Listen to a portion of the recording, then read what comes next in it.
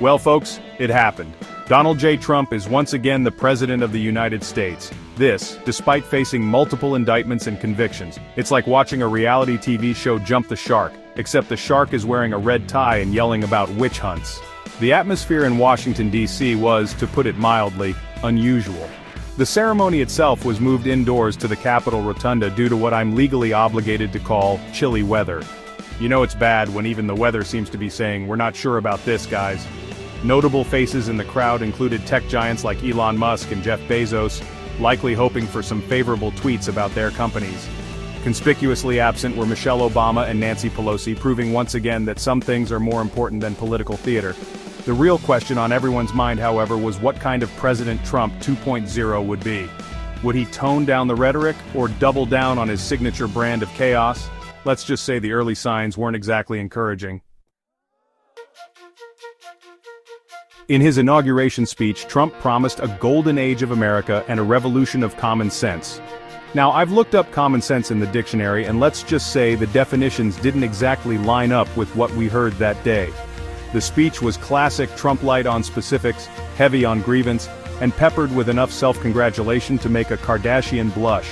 He vowed to restore America's strength on the world stage, which apparently involves alienating allies and cozying up to dictators. But hey, who needs consistency when you have Twitter, right? One thing was clear. Trump intends to use his second term to settle scores and push through his agenda.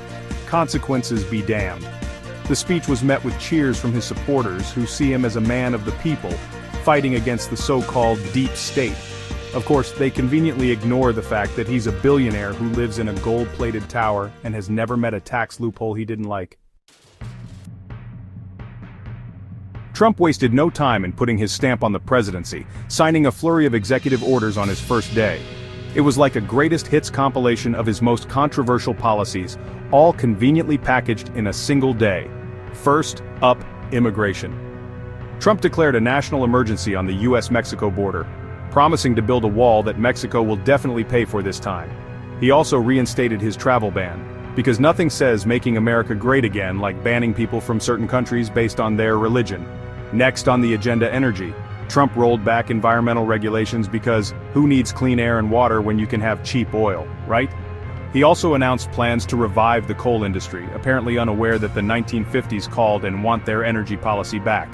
And let's not forget about diversity.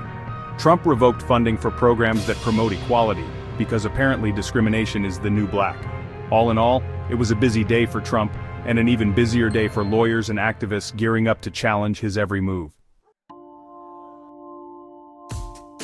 The world watched with a mixture of amusement, disbelief, and horror as Trump returned to the White House. Pope Francis, never one to shy away from speaking truth to power, expressed deep concern about Trump's policies, particularly on immigration.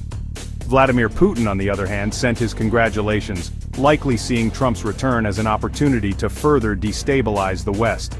Back at home, wildfires raged in California, a stark reminder of the climate crisis that Trump continues to deny. And in the Middle East, a fragile ceasefire between Israel and Hamas hung in the balance, a situation unlikely to be helped by Trump's notoriously pro-Israel stance. So, there you have it. Trump is back, and he's not wasting any time in making his presence felt. The next 4 years promise to be a wild ride, and I, for one, will be watching from a safe distance, with a stiff drink in hand.